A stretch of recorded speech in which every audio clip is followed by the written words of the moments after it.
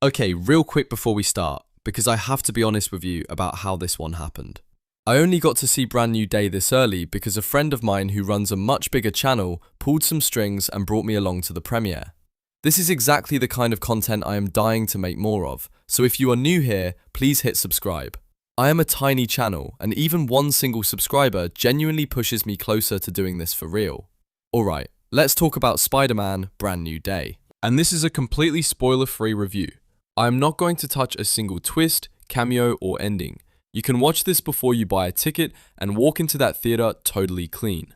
All I want to do here is tell you how the movie actually feels, whether it is worth your money, and exactly where it lands for me. So here is the pitch.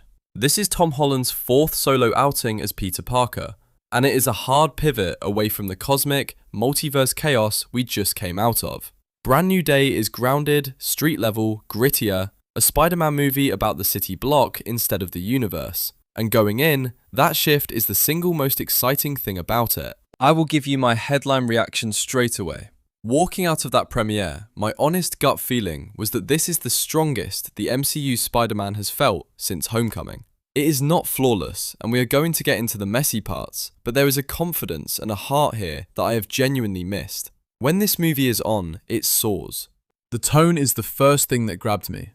This feels like a street-level crime story that happens to have Spider-Man in it, and I mean that as the highest compliment. It is grimier, more tactile, more human. The stakes are personal instead of planetary, and that lower, tighter focus gives the whole film a texture the recent entries were missing. Tom Holland is the best he has ever been in this role. There is a weight to his Peter Parker now, an exhaustion and a maturity that only comes from everything this character has already lost. He is still funny, still warm, but he is carrying real years on his shoulders, and Holland plays that beautifully. This is his most grown-up performance as Spidey, full stop, and his chemistry with Zendaya remains the beating heart of these films. Without spoiling a thing about where their story goes, I will just say the two of them have visibly matured as actors, and every scene they share feels lived in and earnest. When the movie slows down and just lets them be two people, it is genuinely lovely. But the person everyone is going to be talking about is Sadie Sink. Her new character makes an enormous imprint, arguably a bigger one than anyone expected.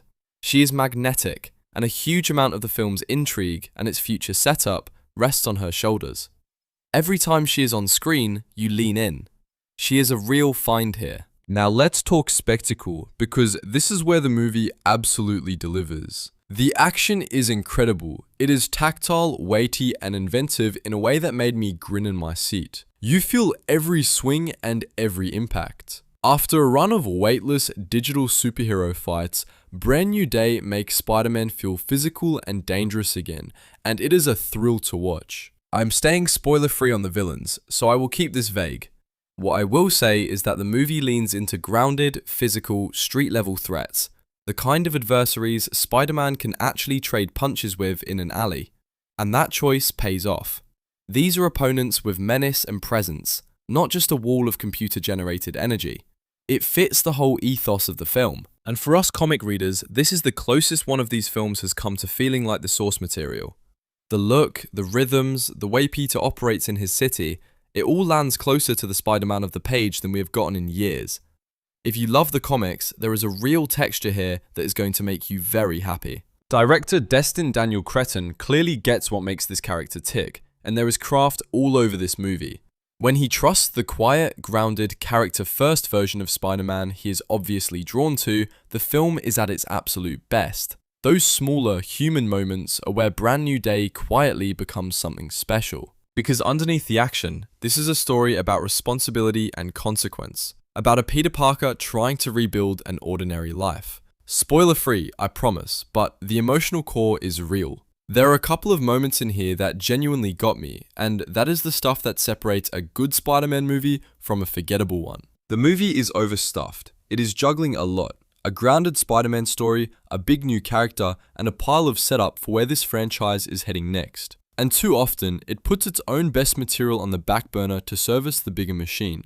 The movie you fall in love with keeps getting interrupted by the movie it has to set up. That overstuffing hits the pacing hard. The rhythm is uneven, lurching between gripping, grounded character work and slightly obligatory franchise business. There were stretches where I was completely locked in, and then a stretch where I could feel the film checking boxes for the future instead of living in its own present. It is a movie at war with its own ambition. And here is my most frustrated note. It sometimes feels like the film is a little scared of its own best ideas. Several of the most interesting threads get raised and then underdeveloped, left as seeds for later instead of being paid off now. At times, Brand New Day feels more like a transition, a bridge to what's next, than a complete self-contained story. So the fairest way I can sum up the flaws is this. It is ambitious, but inconsistent. It is a mature, confident Spider-Man movie that occasionally tries a little too hard and reaches for more than it can cleanly hold. The ceiling here is sky high, and the movie touches it more than once. It just cannot quite stay up there for the full runtime. So who is this for?